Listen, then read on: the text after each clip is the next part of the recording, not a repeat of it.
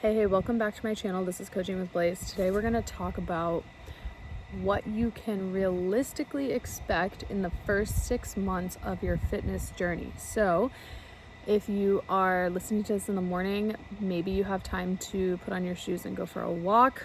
If you're in the car, hello on your morning commute.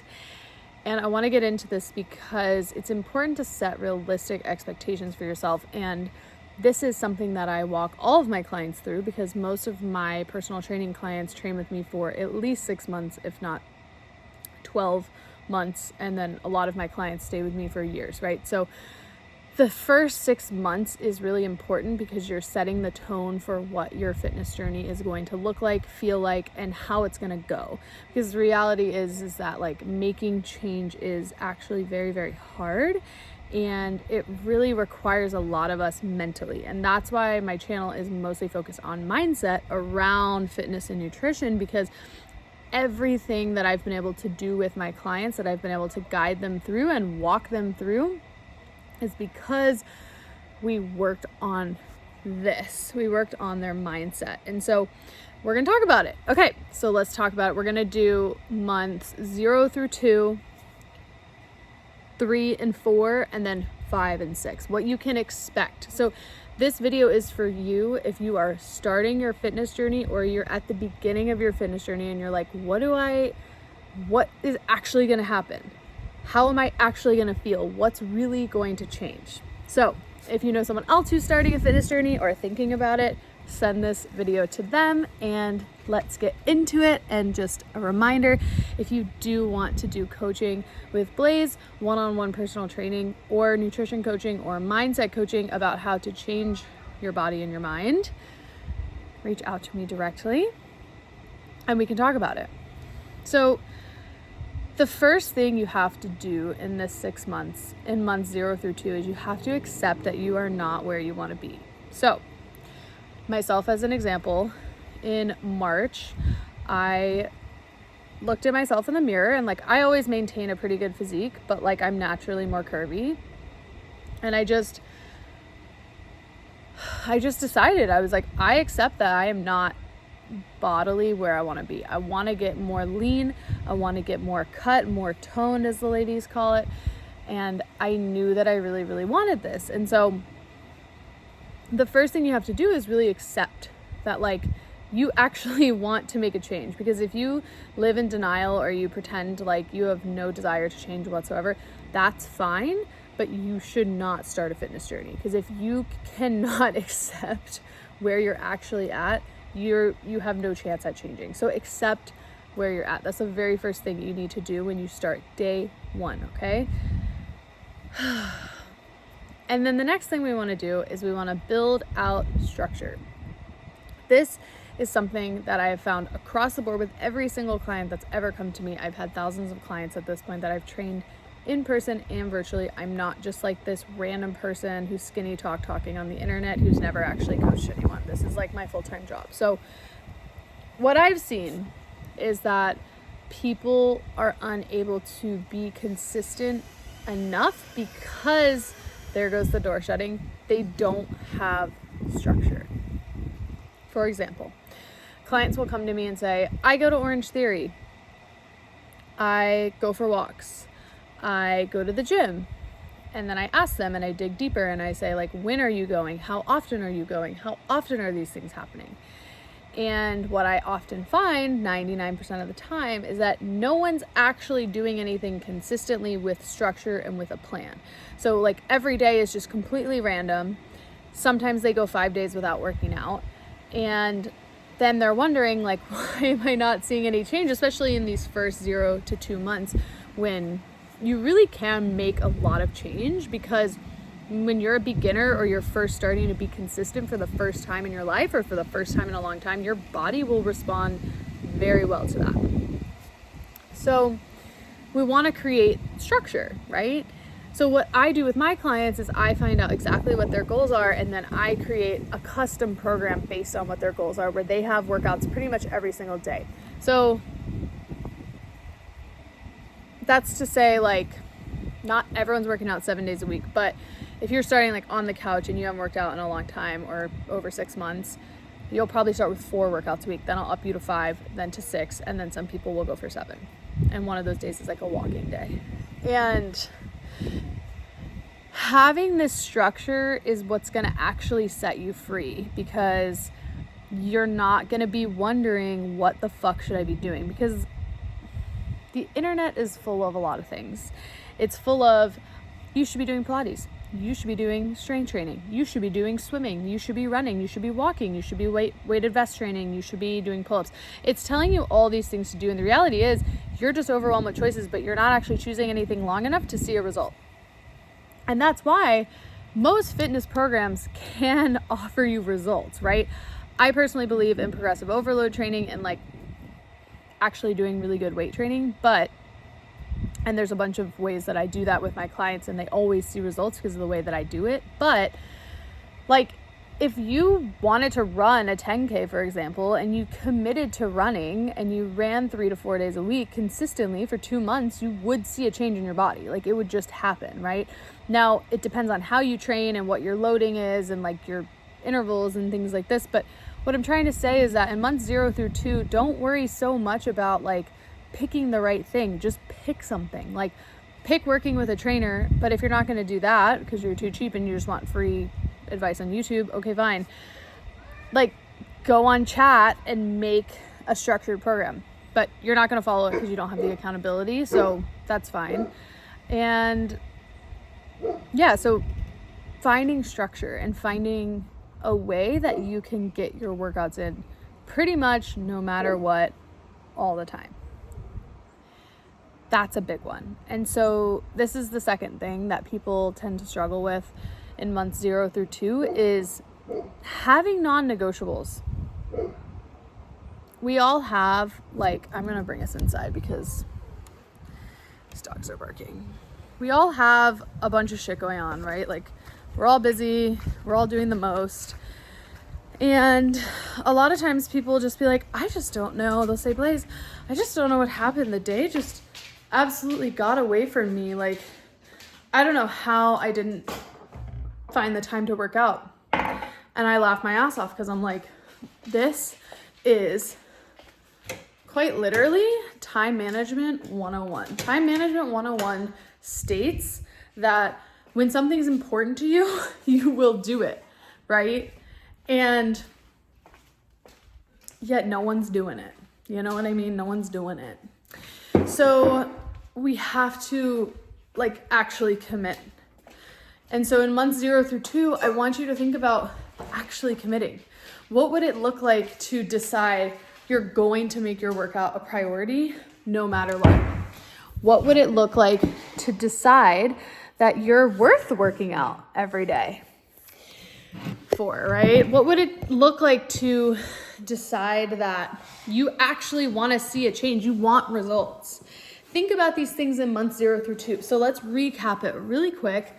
Accept that you want to change. You have to accept that you're not happy where you're at, even if you're content, right? If you don't accept that you want to make a change, nothing's going to change. So accept structure, create structure, get a program, get a trainer, get a coach, get into a gym, and then be consistent, which I haven't even really gotten into, but like commit to making the time. Commit to making the time, even if it's only like 30 minutes a day instead of an hour. Just commit to making the time. That's what I want you to focus on for the first 0 to 2 months. Now, here's the caveat to these first 2 months. People are not going to like when I say this. You're not going to see results immediately. By the end of the second month, you'll start to see a little something, but Rome does not build in a day when it comes to bodies. If you want to do this sustainably, you want to be not even necessarily losing weight. You want to be dropping body fat. And the only way to drop body fat is to consistently, like, how do I say this in a chill way? The way you want to drop body fat is by consistently, progressively overloading your muscles and eating enough protein, carbs, and fat to still be in a caloric deficit in order to see a change. And this just doesn't happen overnight. It's very similar to if you had a bank account and you decided you wanted to start saving. You would not be rich at the end of 2 months. You would have more money, you would have more saved up, but you would not be at your goal. And so that's the way I want you to think about fitness. We're sold all of these like fit in 12 weeks, like best body of my life. And it's just not, it's not true. You have to be like so consistent and so sustained for like at least 6 months. And that's why I'm talking about this. So set an expectation that you're not going to worry about seeing some crazy change. Just get into the process, get into the journey. Okay. That's what I want you to do for the first 0 to 2 months, is accept that you're not happy where you're at and you want to make a change.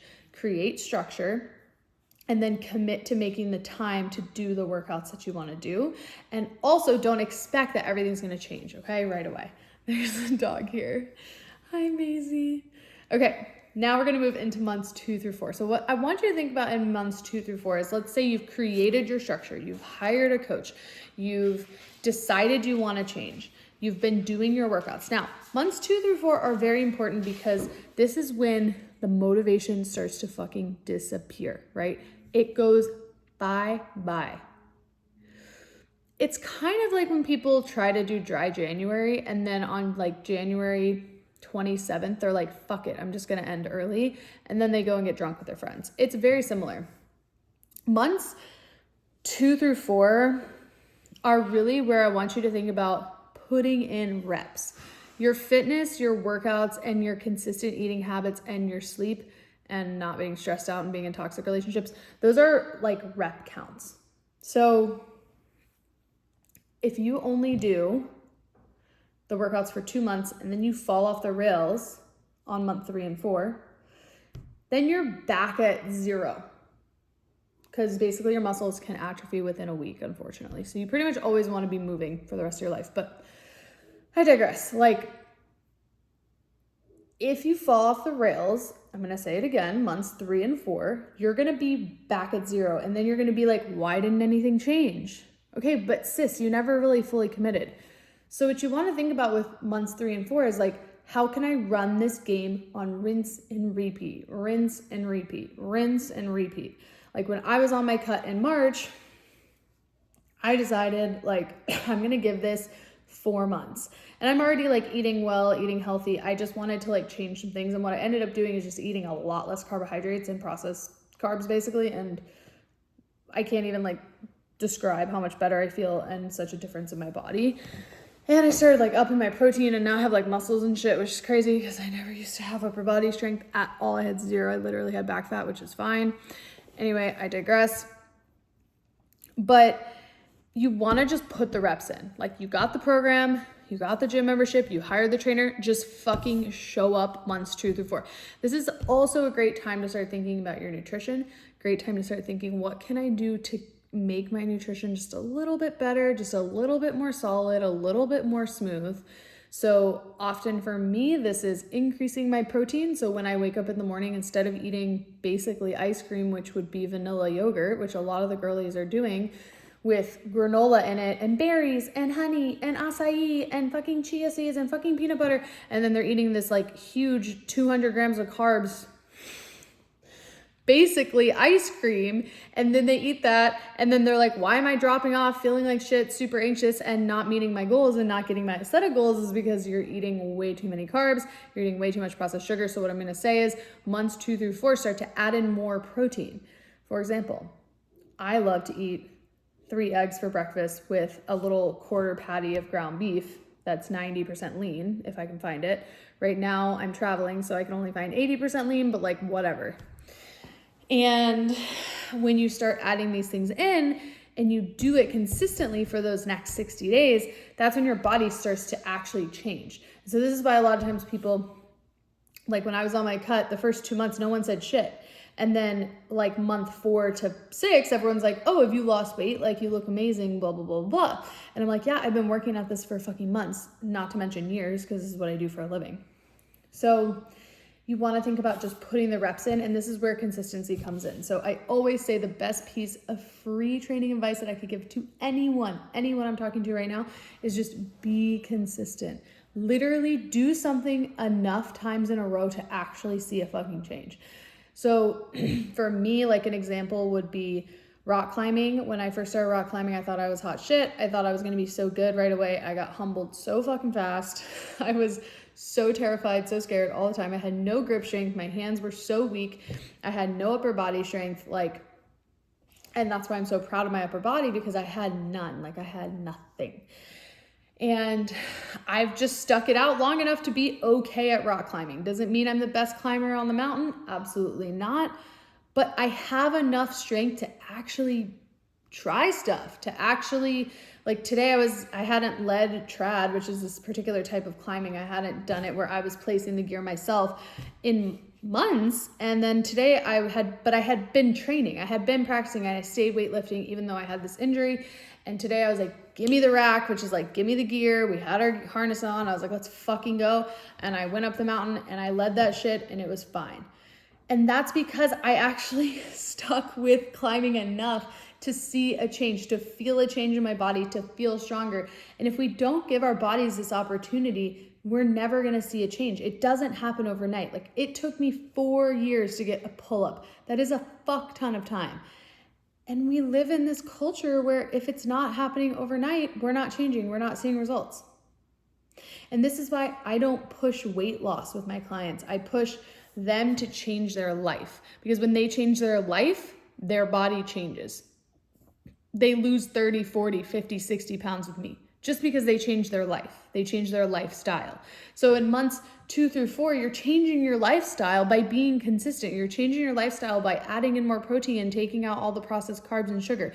You're changing your lifestyle by consistently going to bed at a decent time. All right? That's what you can expect. And your body's going to start to change. You're going to start to notice those differences. People might be like, wow, your arms look so good. Oh my gosh, your legs, sis, booty's popping, right?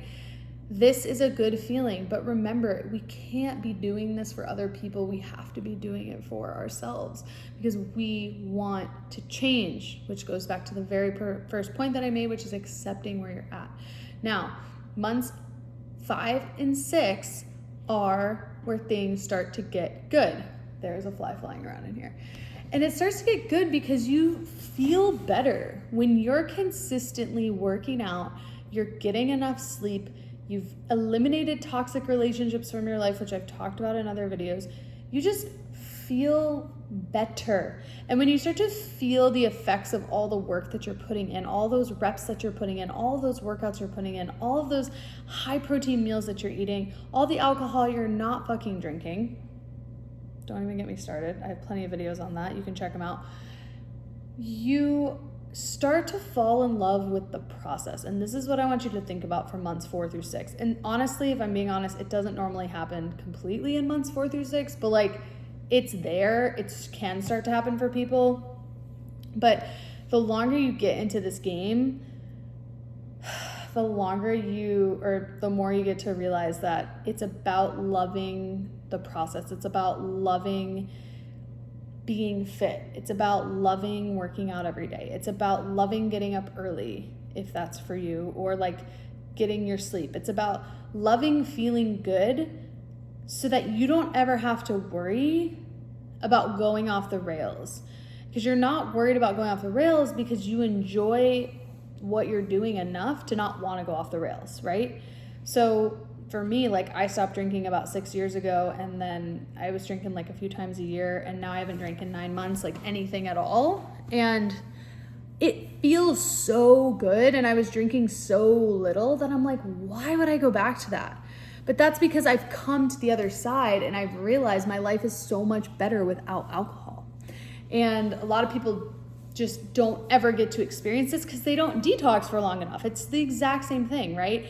You want to feel like in months 5 through 6 of your fitness journey that you're excited to get in your workouts. You are excited that you've been consistent. You've followed a program. You've hired a coach. You've taken the accountability and started to make changes. And you feel that. And you feel how good it feels. And then you're like, I'm not going off the rails. I've got this. And so then what happens in months 4 through 6 that I'm really passionate about and that I just fucking love is that you learn to trust yourself again.